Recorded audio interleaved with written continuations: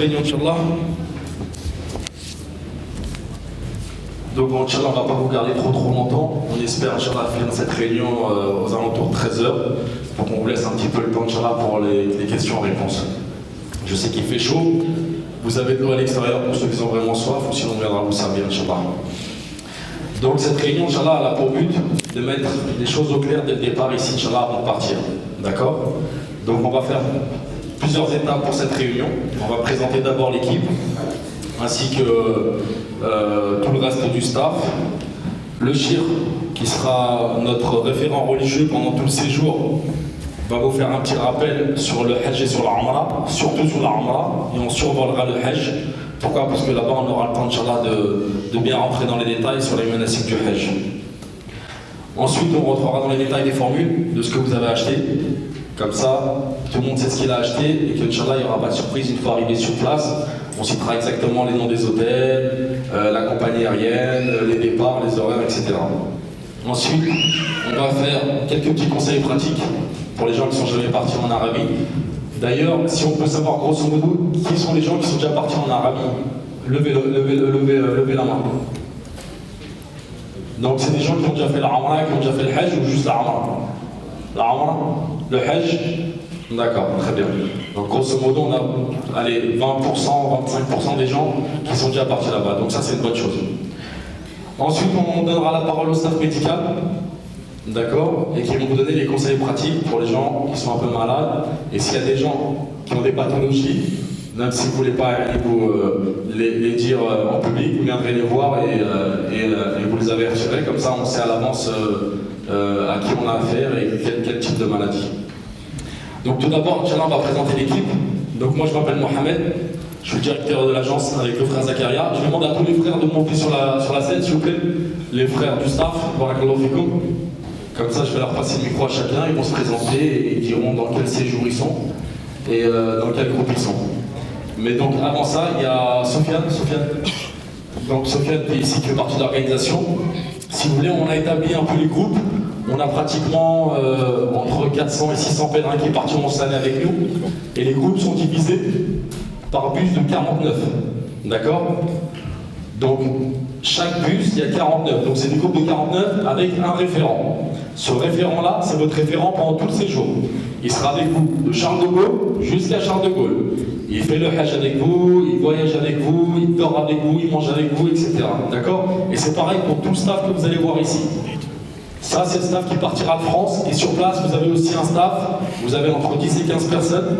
Plus on rajoutera des gens, des étudiants des Talib al-Ilm qui sont à l'université de Médine et à l'université de Mecca, qui eux vous accompagneront pour la Umrah. Parce que ce qu'il faut savoir, c'est qu'il y aura beaucoup de monde cette année, énormément de monde cette année par rapport aux années précédentes. Donc il faudra faire très attention pour faire le tawaf, pour faire le sa'i, pour les gens qui ont déjà fait la Umrah. Vous verrez que c'est vraiment autre chose. Il y a énormément de monde. D'accord? Donc comment on est organisé? Donc vous avez un chef de groupe pour chaque bus, d'accord, qui est votre référent. Et donc c'est cette personne qu'il faudra aller voir si vous avez un problème, des questions, etc. Ok? Ensuite, vous avez tous ces chefs du groupe. Il y a le responsable des chefs du groupe qui est Sofiane. Ok? Vous avez notre référent religieux qui est Mohamed Karzazi. Et vous avez le staff médical en la personne de Houali, qui est docteur en cardiologie, et en la personne de Moustapha. D'accord? Donc ça, c'est des gens, tout ce staff, c'est des gens qui voyagent avec nous, qui faisons le Hajj avec nous. D'accord? Donc, alhamdoulilah, on a la chance d'avoir ces deux personnes qui sont avec nous pendant tout le séjour. Allez, pour Inch'Allah, on n'est pas de tas grave. D'accord? Donc, ce que j'ai présenté, on a Ahmed Koko qui va se présenter et qui va donner son but et son... Salam alaikum wa rahmatullahi wa barakatuh. Ahmed Koko, groupe numéro 3, Inch'Allah, dans le long séjour. Salam alaikum. Mon prénom c'est Urba. Je suis dans le groupe numéro 6 pour le court séjour, Inch'Allah. Salam alaikum, Fathi, groupe 1, long séjour. Salam alaikum, Bilal, groupe numéro 2, long séjour. Salam alaikum wa rahmatullahi wa barakatuh. On est en service du groupe 7. Salam alaikum, Faisal, le groupe 7, court séjour avec mon binôme. Salam alaikum, Mounir, groupe 5, court séjour. Salam alaikum. Groupe 8, Adel, long séjour, court séjour. Salam alaikum, Zachary, groupe 4 en long séjour, Inch'Allah. Voilà, barakallahu fikum, merci de faire. Normalement, vous avez tous un programme qu'on vous envoie soit par mail, soit qu'on vous a donné ici. Et sur ce programme-là, vous avez donc votre chef de groupe, vous avez la photo de votre chef de groupe, d'accord? Et c'est vers lui qu'à la fin de cette réunion-là, il faudra vous diriger pour qu'il vous donne des éléments. Si vous n'avez pas vos passeports, si vous n'avez pas déjà récupéré vos visas, etc., vous les donnera, Inch'Allah. Donc, et on laissera, Inch'Allah, à la fin pour des questions-réponses.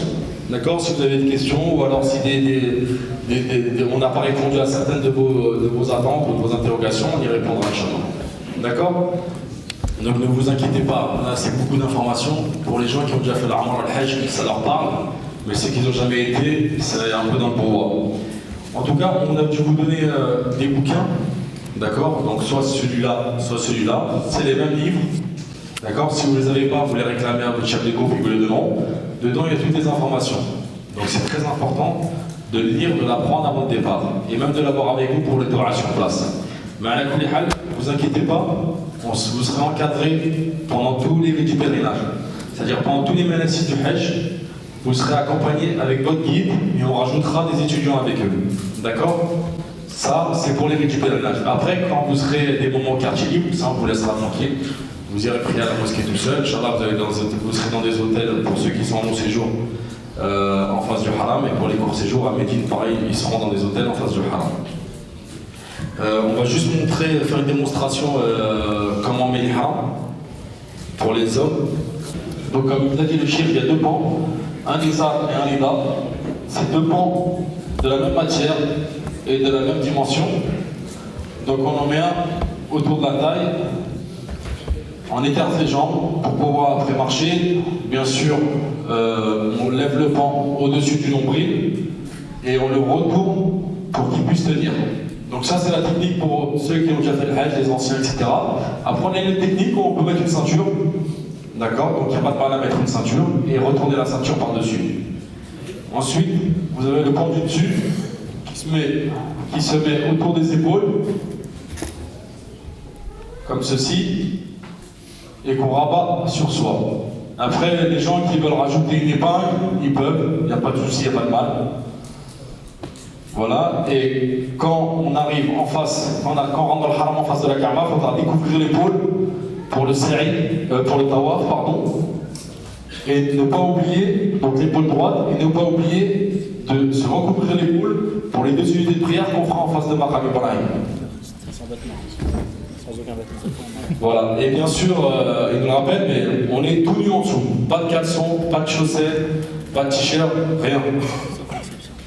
Sauf exception des gens qui sont malades, ça, il n'y a pas de problème pour eux. Donc je répète, ne vous inquiétez pas pour les rites du pèlerinage, les rites de la Umrah, vous serez encadrés. Si vous ne connaissez pas le doua, il y aura des gens qui vous feront répéter les doua, etc. Mais comme le dit le Cheikh, vaut mieux apprendre avant de partir. D'accord? Donc vous avez ces 2 bouquins qu'on vous a donnés, soit l'un soit l'autre. Donc normalement tout le monde les a. Tout le monde a ces bouquins-là ou pas? Qui sont les gens qui n'ont pas soit le vert, soit le... Donc ça fait beaucoup de monde. Ok, très bien, vous inquiétez pas, on vous les donnera, on en a ramené. D'accord? Mais par contre, celui qui l'a déjà, qu'il ne le prête pas. Voilà, donc on va refaire un petit rappel sur les formules que vous avez achetées. Comme ça, on essaie d'être clair ici. S'il y a des problèmes, on les règle ici, mais on ne les règle pas là-bas. Donc cette année, on a fait une formule long séjour. On est d'accord? Pour les gens qui ont acheté du long séjour. Donc vous allez partir, Inch'Allah, un départ le 16, sur la Saudi Airlines, en vol direct, à l'aller et au retour. Donc vous arrivez à l'aéroport, l'hôtel à Mecca, c'est l'Azizia, pendant les manasik du Hajj, c'est un hôtel qui n'est pas très loin des Jamarat. D'accord? Une fois que les rites du pèlerinage sont terminés, vous allez dans un hôtel qui s'appelle le Conrad, qui est un hôtel 5 étoiles en face du Haram, pendant 6 à 7 nuits. Une fois que vous avez fini cette étape-là, hop, vous partez à Médine, dans un hôtel qui s'appelle le Biman Zamzam, qui est en face du Haram à 5 étoiles, et ensuite vous rentrez en France. Et tout ça en demi-pension. C'est bon pour tout le monde pour les longs séjours? On est d'accord? Particularité pour les longs séjours, les gens qui ont acheté des doubles et des triples, ils seront en chambre de 4 à l'Azizia. On est d'accord pour tout le monde? Pas d'objection?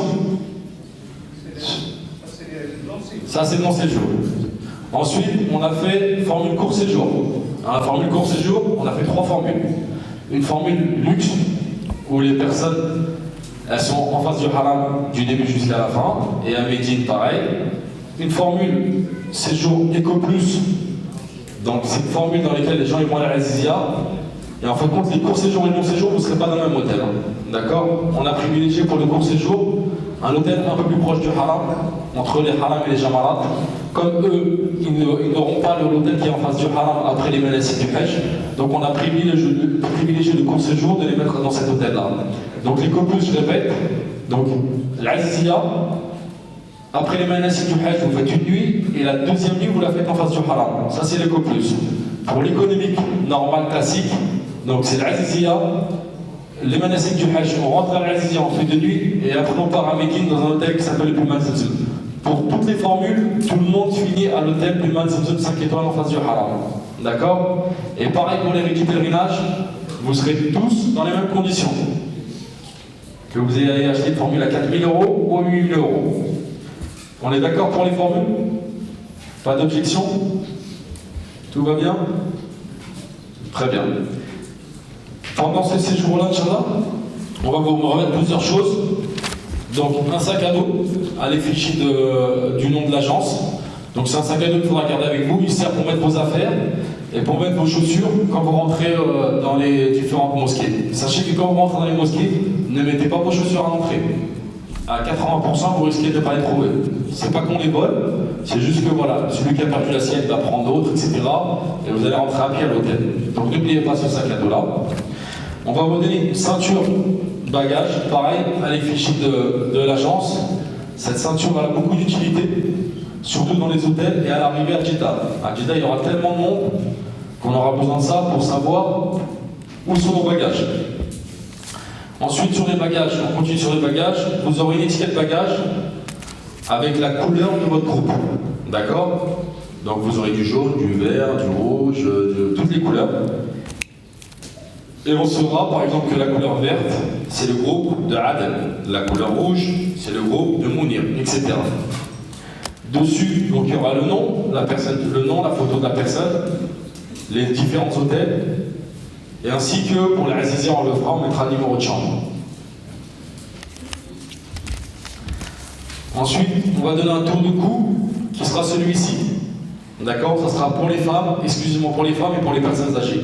Très très important. Je sais que c'est pas très joli, c'est moche, mais pour nous ça nous facilite beaucoup de travail. Vous allez voir, on va arriver, il y aura du monde, énormément de monde, on sera dans des hangars, quand on ira faire Jamarat, il y aura énormément de monde, et avec ceci, ça pourra nous visualiser si on perd un pèlerin, et même pour les autres pèlerins du groupe, de visualiser où est-ce qu'il est le groupe. Donc très important d'avoir ça sur soi, et à mettre impérativement. Et ensuite, le badge, d'accord? Donc ça, il ne faudra pas qu'il vous quitte. De Roissy-Charles de Gaulle à Roissy-Charles de Gaulle. Sur ce badge-là, il y a votre photo, il y a votre nom, votre prénom, votre numéro de passeport, très important. Ce numéro de passeport-là va servir à plusieurs choses. Si vous avez besoin d'acheter une puce téléphonique ou si vous avez besoin de quoi que ce soit, on vous demandera votre numéro de passeport, il est inscrit dessus. Il y aura le numéro de groupe et il y aura surtout le numéro de téléphone de votre chef de groupe. Ça veut dire si vous perdez, vous donnez ça à n'importe qui, il appelle, le chef de groupe il va vous chercher, Inch'Allah. Et au dos, vous avez les différents hôtels en fonction de là où on va se trouver. D'accord? Donc ça c'est important. Et une nouveauté depuis quelques années, depuis 2-3 ans. Alors c'est un bracelet avec un clip. Et ce bracelet-là, c'est peut-être la chose la plus importante. Ça c'est l'obligation qui est imposée par le ministère du Hajj, Wizara al-Hajj. Donc c'est un bracelet qu'on va vous mettre à l'aéroport et on va vous le mettre autour du bras, autour du poignet. Ce bracelet sera clipsé, et une fois qu'il est clipsé, on ne pourra plus le retirer. On est d'accord? Ce bracelet, on va vous clipser autour du poignet et on ne pourra plus le retirer. Ça va être votre identité pendant tout le séjour. Si vous n'avez pas ce bracelet, vous ne pourrez pas rentrer à Milan. D'accord? Si vous n'avez pas ce bracelet autour du cou, vous ne pouvez pas rentrer à Mina. Donc, pour aller aux toilettes, il faudra regarder. Pour se doucher, il faudra regarder. Il faudra regarder tout le temps, tout le temps, tout le temps. On est d'accord? Autour du poignet. Autour du poignet. Autour du poignet. Donc voilà pour les accessoires. Concernant les accessoires, aujourd'hui, on va vous donner votre sac à dos. Et tout le reste, on vous remettra ça à l'aéroport, Inch'Allah. D'accord? Je n'ai pas mentionné ce qu'il faut pour Muzdalifa, le sac de couche. Ouais. Donc dans les conseils pratiques, ce qu'il faut apporter avec vous, Inch'Allah, donc comme disait le chef, pour Muzdalifa, ce qu'il faut savoir, c'est qu'on va dormir à la belle étoile et sur des cailloux. Donc prenez le nécessaire avec vous pour pouvoir dormir, soit un sac de couchage, ou allez, ce qui vous convient. Ou si vous voulez pas vous encombrer, là-bas sur place, ils vendent des matelas, et vraiment c'est l'idéal, c'est fait pour vous. Vous avez une partie dure en dessous, et une partie molle au-dessus pour pouvoir dormir avec un coussin. Ça coûte entre 5 et 6 euros, 20, 30 rials. Donc si vous l'achetez sur place, c'est encore mieux, comme ça vous ne vous baladez pas avec et vous êtes tranquille pendant le voyage. Justement pendant le voyage, donc vous partirez tous sur la Saudi Airlines, en voyage direct, Inch'Allah. Le long séjour et le court séjour, avec des horaires différents. Normalement c'est écrit ici sur vos programmes. On est d'accord? Vous avez le droit à 2 fois 23 kg par personne. Très important, je répète, 2 fois 23 kg par personne et pas 46 kg. Ça veut dire qu'ils accepteront que 2 bagages, 2 pièces de 23 kg et pas un bagage de 46 kg. On est d'accord? Nous, ce qu'on vous conseille, c'est de partir léger. C'est de partir qu'avec un bagage. Pourquoi? Parce que vous allez arriver là-bas, vous allez commencer à faire des achats, et à la finale, de 46, on va passer à 100, 150 kg. Et c'est pas... on a l'expérience de ça, on sait. On sait que ça finit avec des 200 kg. Nous, on vous prévient dès maintenant, d'accord? On n'est pas responsable. Nous, la compagnie, elle donne le droit de 2 fois 23 kg. Quand vous allez partir, quand vous allez rentrer, et vous serez à l'aéroport de Médine, il ne faudra pas se retourner vers nous. Si vous avez plus de bagages que prévu, on ne pourra rien faire. On est d'accord? Hajat, je sais que c'est plutôt les Hajat qui... D'accord? Donc 2 fois 23 kilos. Et pas 100 kilos. Vous rigolez, mais il y a des gens qui sont partis avec des 150 kilos. Oui. Vous avez le droit à un bagage à main. Vous avez le droit à un bagage à main. Donc très important aussi pour l'aller, pour les hommes, les haram, c'est pas dans la soute à bagages, c'est dans votre sac. Ou alors sur vous. On est d'accord? Donc je répète un peu, j'insiste sur le bagage, mais tous les ans je dis la même chose, et vous allez voir que cette année ça va être pareil. On va être à Médine, il va y avoir des 100, 120 kg, 150 kg, et vous savez ce que c'est, ça coûte combien? Là-bas, quand vous êtes sur place, ils ne facturent pas le kilo. Si vous dépassez, par exemple, si vous dépassez de 5 kg, ils vont vous facturer une pièce en plus. Et la pièce, elle coûte 100 ou 150 euros. D'accord?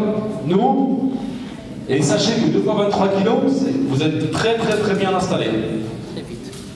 D'accord? Parce que généralement, toutes les compagnies, c'est 30 kg. Là, vous avez le droit de 2 fois 23 kg, alhamdoulilah. Comme ça. Comment? Pour le bidon de Zamzam, c'est hors catégorie, donc ça ne rentre pas dans le poids. D'accord? Le bidon de Zamzam, c'est 5 litres par personne, dans des conditions spéciales, et c'est nous qui vous l'offrirons. On vous l'offrira, Inch'Allah, à l'aéroport. Donc vous en occupez pas. Commencez pas à ramener des bidons, rentrer dans le bagage, etc. Tout ça, pour les gens qui ont fait la Ramadan déjà avec nous, ils savent que ça passe pas. Ok? Donc 5 litres par personne, avec un package assez spécial pour qu'ils puissent rentrer dans la suite d'un bagage. Autre chose très importante, quand vous allez arriver à Jeddah, c'est la vraie difficulté du Hajj, elle va commencer là. L'aéroport de Jeddah, c'est pratiquement 30 à 40% de la difficulté. D'accord? Alhamdoulilah, vous êtes en vol direct, vous n'allez pas être trop fatigué. Mais pour sortir de l'aéroport, quand je dis sortir de l'aéroport, c'est pas sortir de la PAF, c'est sortir de l'aéroport, c'est-à-dire après l'attribution des bus,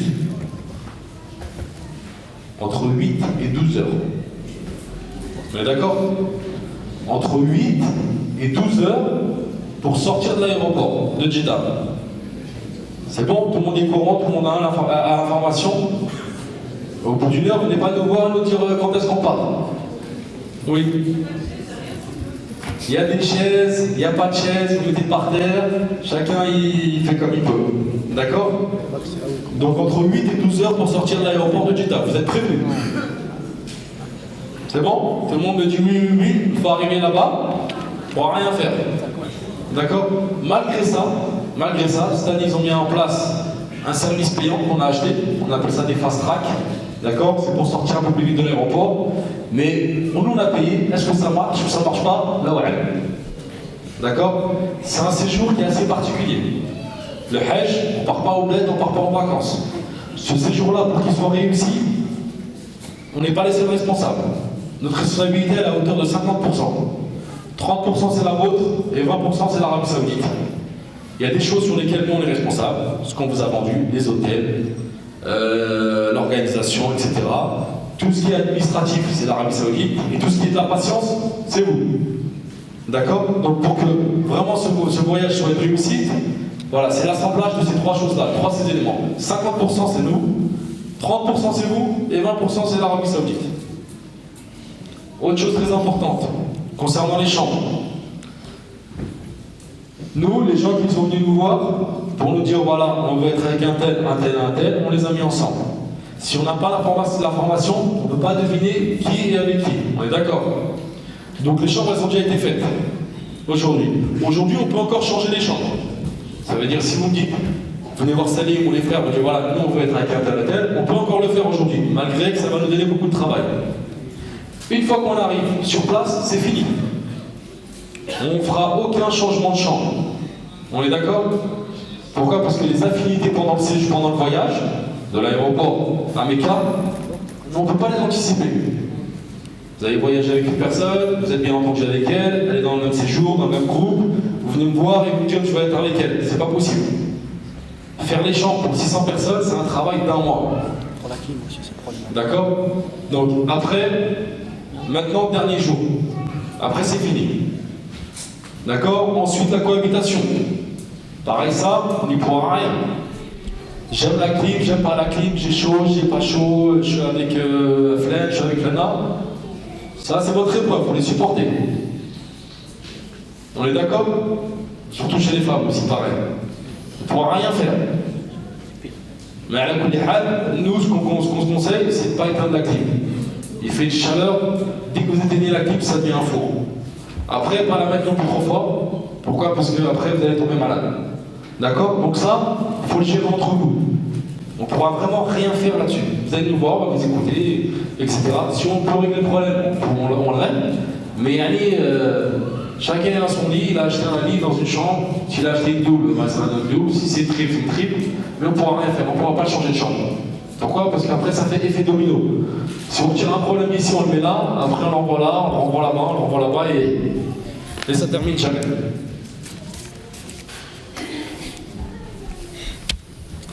Donc on reste sur Jeddah, Inch'Allah. Donc on arrive à Jeddah. Dès que vous allez arriver à Jeddah, donc chacun récupère son bagage. Et vous allez voir que les bagages, on va les transposer dans des gros chariots pour tout le groupe. Ok? Et dès que vous allez arriver, on va vous prendre votre passeport. Tout de suite. Chose très importante pour les gens qui ont des passeports étrangers. Ne laissez pas la carte de résidence à l'intérieur. D'accord? Je répète, pour les gens qui ont des passeports étrangers, quand on va vous récupérer votre passeport, ne laissez pas la carte de résidence à l'intérieur. Le Nordawif qui va récupérer tous les passeports nous garantit le passeport, de récupérer le passeport. Si la carte de résidence est perdue à l'intérieur, ça va être très compliqué pour rentrer en France. Il faudra appeler le consulat, l'ambassade, etc. Il se peut que vous allez louper l'avion et voilà, on va rentrer dans des galères interminables administrativement. Et l'état des passeports aussi. Donc, très important pour les passeports étrangers, faites une photocopie de votre passeport, une photocopie de votre carte de résidence avant le départ. Et n'oubliez pas, quand vous donnez les passeports, récupérez les cartes de résidence. D'accord? Ça, c'est un point primordial. Ouais, de suite, la carte de résidence de la carte d'identité française, de toute façon, on laisse son passeport français qu'il a récupéré. En tout cas, grosso modo, ne laissez rien dans le passeport. On n'a pas besoin de carte d'identité. D'accord? Et comme il dit Chir, la pièce d'identité française, on n'a pas besoin pour voyager. Tu as besoin juste du passeport. Le passeport, c'est ta pièce d'identité et ton titre de voyage. Ne la prends pas, ça sert à rien. Elle ne sert à rien. La pièce d'identité française, elle ne sert à rien. En tout cas, voilà, faites tous une photocopie de votre passeport, tous une photocopie de votre visa, tous une photocopie de votre carte de résidence. Vous avez ça avec vous et la carte de résidence, on la garde avec soi. Un petit conseil pratique aussi, c'est de faire du change avant le départ. D'accord? Pourquoi? Parce qu'on commence par l'Asia. L'Asie, il y aura beaucoup de monde dans l'échange. Il se peut que vous faisiez entre 1 heure, 2 heures de queue pour faire le change. Donc faites un peu de change avec vous. Et comme on va arriver vraiment dans les derniers jours, avant de rentrer dans les manasik du Hajj, entre le moment où on va arriver, le moment où on va faire la Umrah, on va se reposer, on va finir la Umrah, il va rester pratiquement 24-48 heures avant de rentrer dans les rites du pèlerinage à Mina. Donc ce que je vous conseille, c'est pour ne pas perdre de temps, de faire un peu de change avant le départ, Inch'Allah. Donc pour les vols, donc chacun a son billet d'avion. C'est des billets d'avion électroniques. Donc le billet d'avion il est dans votre passeport. Il n'y a pas besoin de billet. Vous avez écrit ici le vol, l'année de départ. Donc vous pouvez dire tout de suite à vos familles quand est-ce que vous allez rentrer, Inch'Allah, avec l'horaire d'arrivée. Les rendez-vous, vous avez vu ce qu'il y avait écrit sur le programme, les rendez-vous c'est 3 heures à l'avance. Ok, 3 heures à l'avance. Vous arrivez à Charles de Gaulle, vous vous présentez à votre guide, il vous remet les éléments, d'accord, qui restent, et vous embarquez. Ok. Ensuite, une fois que vous êtes dans l'avion, vous laissez guider. C'est un vol spécial pèlerin. Il n'y aura que des pèlerins à l'intérieur. Donc on aura même l'occasion, le chef d'être aura l'occasion, ou un autre frère qui aura l'occasion, de prendre les micros, de vous faire un petit dars, et de vous faire les petits rappels, et de vous donner, de vous faire la niya pour ceux qui viennent de vous réciter, et de vous apprendre la niya, comment faire la niya pour les gens qui ne la savent pas, etc. Juste chose très importante, c'est que pendant que vous êtes à Mina, donc le jour de l'Eid, on aura la chance de rentrer à l'hôtel qui est pas loin des Jamarat, il n'y a pas de pension. La pension elle est à Mina. On ne peut pas mettre la pension à Mina et la pension à l'hôtel à l'Al-Zia. Ce que je vous conseille ici, c'est d'apporter une serviette, d'accord, une serviette de bain pour l'Al-Zia et surtout pour Mina, Muzdalifa et Arafat. Les conditions à Mina, c'est des conditions de camping. Vous avez chacun un matelas, un oreiller, une couverture, et vous allez être serrés les uns à côté des autres. On a pris une option, entre guillemets, VIP. C'est quoi l'option? C'est que vous avez du PA13 et vous avez de la clim. C'est-à-dire, au lieu d'avoir les ventilos, pour les gens qui ont déjà fait le Hajj, ils savent que voilà, c'est des ventilos, là on a pris une option avec des clims split. Donc ça, on est pratiquement les seuls à le faire en France. Mais ça reste des conditions de camping. Les toilettes, c'est les douches, et les douches, c'est les toilettes. Il n'y a pas d'eau chaude, il n'y a pas d'eau froide. Il n'y a que de l'eau brûlante. D'accord? Pas d'eau chaude, pas d'eau froide. Il n'y a que de l'eau brûlante. Ok? Pour aller aux toilettes, il n'y a que 2 heures. Donc quand c'est l'heure de la salade, les petits conseils qu'on donne, c'est d'avoir toujours une petite bouteille d'eau, et pour faire l'eau d'eau. Sinon, la salade, vous allez faire 2 heures après. D'accord? Donc voilà, ça c'est vraiment les conditions de Mina, et c'est le Hajj. Sur ça, on ne peut rien faire. Que vous soyez riche, pauvre ou moyen, tout le monde va faire le Hajj pareil, comme tout le monde. Alors, on a mis à disposition, il y a des frères qui s'appellent Muslim SIM. C'est des gens qui ont mis en place une carte SIM. C'est une carte SIM que vous allez pouvoir activer avant de partir en Arabie. D'accord? Il a vendu 39 €. C'est une puce illimitée, mais illimitée qui marche avec la 4G. D'accord? Donc si vous voulez l'acheter, achetez-la. Si vous ne voulez pas l'acheter, vous ne l'achetez pas. Mais sachez qu'en l'achetant, on vous donne le numéro de téléphone, et ce numéro de téléphone-là, on va pouvoir nous le récupérer. D'accord? Pour au cas où on vous perd, vous appeler et savoir où vous êtes. Ok? C'est pas une obligation. Mais celui qui l'achète, c'est un bien. Et en plus de ça, il est en illimité pour appeler sa famille, que ce soit au Maghreb ou en France, en illimité pendant tout le séjour. La puce, elle est valable 1 mois. D'accord? Ça, ensuite, vous avez les ihram pour les gens qui n'ont pas acheté l'ihram, et vous avez les moutons pour les gens qui doivent payer leurs moutons. Maintenant, si vous avez des questions, on est ouvert. Bismillah.